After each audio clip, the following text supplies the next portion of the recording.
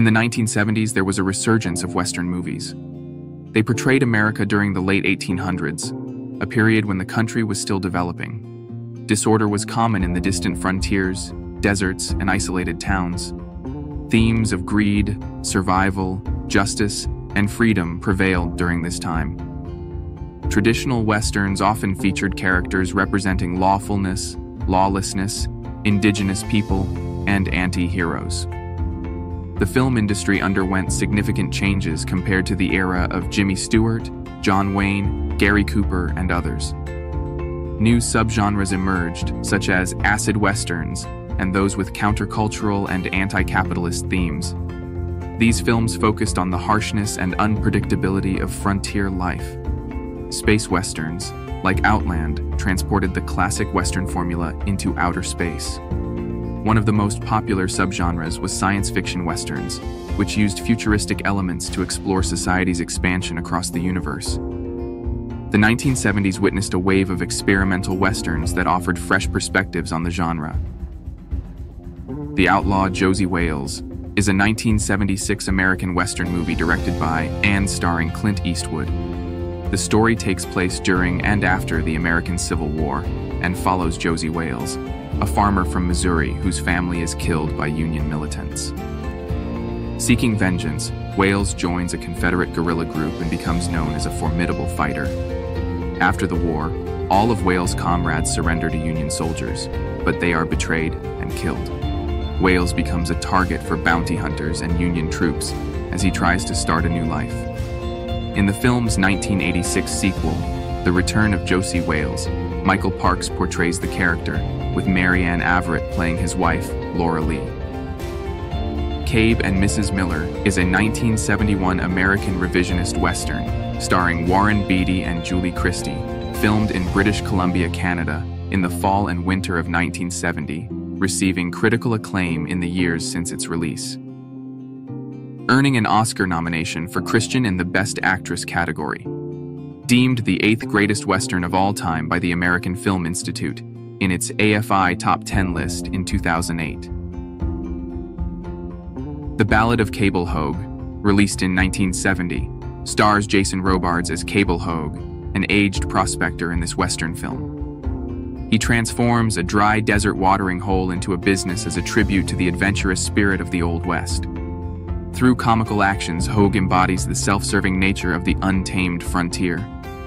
The movie's satire highlights the ironic notion of progress in the West, driven by monetary gain, revealing how greed and desperation can lead people to become dishonest tricksters. Welcome to the modern world, where quenching your thirst will cost you 10 cents per person. Blazing Saddles, 1974. Cleveland Little and Gene Wilder, who also starred in the 1979 Western, The Frisco Kid, with Harrison Ford, makes this Western expansion spoof timeless. Little plays a black sheriff, Bart, who was appointed by Attorney General Hedley Lamar, Harvey Korman. As a racist cue to persuade a town to migrate elsewhere to make room for a new railroad, Wilder plays an alcoholic gunslinger, Jim, also known as the Waco Kid, who helps Bart defend himself from the town's hostility and the scheming Lamar. Historically daring, the American frontier has never been more of a volatile, tragic comedy than through the lens of Blazing Saddles. In the 1972 film Dirty Little Billy, Michael J. Pollard stars as the infamous outlaw Billy the Kid. This revisionist Western marks Nick Nolte's film debut, although he is not credited, playing the role of the gang leader in the town. Departing from the typical grandeur of traditional Western movies, Dirty Little Billy delves into the grittier aspects of reality. The film depicts the violent early years of William H. Bonney, although the actor portraying him was older than the character's age of 17. The portrayal of Billy as a victim driven to madness is stark and filled with bitterness. Big Jake, 1971. The fan gang of brother bandits terrorized the ranch of Martha McCandles at the Mexico-U.S. border. They ride off with her son, Jacob McCandles Jr., holding him hostage for $1 million. Texas Rangers and the United States Army offer to intervene, but she instead enlists her estranged husband, Jacob.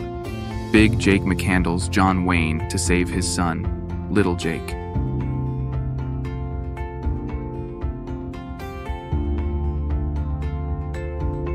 You Don't Know Me, Chisholm, 1970. Loosely based on the 1878 Lincoln County War between territorial factions instigated by Billy the Kid, John Wayne plays historical figure John Chisholm, a wealthy cattle baron who is caught up in a turf war in the New Mexico territory. The atmosphere and action are close at hand in this Western, with a flamboyant display. The theme song, The Ballad of John Chisholm, completes this powerful image of the landowner.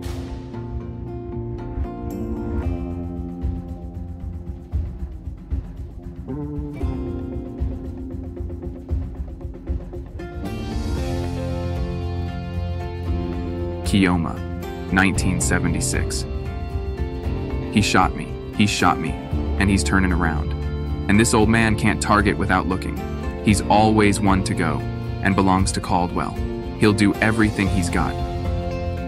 Keoma, with his father and black friend George, fight to restore peace in the post-war West. Keoma is a pseudo-Jesus figure, trying to keep the peace while using his Native American prowess and war tactics to overcome his enemies. Keoma was one of the last spaghetti westerns with an engaging character arc and use of cinematography. Red Sun, released in 1971, brings together Charles Bronson from The Magnificent Seven and Toshiro Mifune from The Seven Samurai in an East meets West showdown. This multicultural western, produced in a collaboration between France and Italy, follows the story of a betrayed outlaw forced to assist a samurai seeking revenge against his gang leader. Together, they aim to reclaim a stolen Japanese sword intended as a gift for the President of the United States. The movie received a warm reception in Japan and enjoyed a successful 35-week run in Tokyo theaters.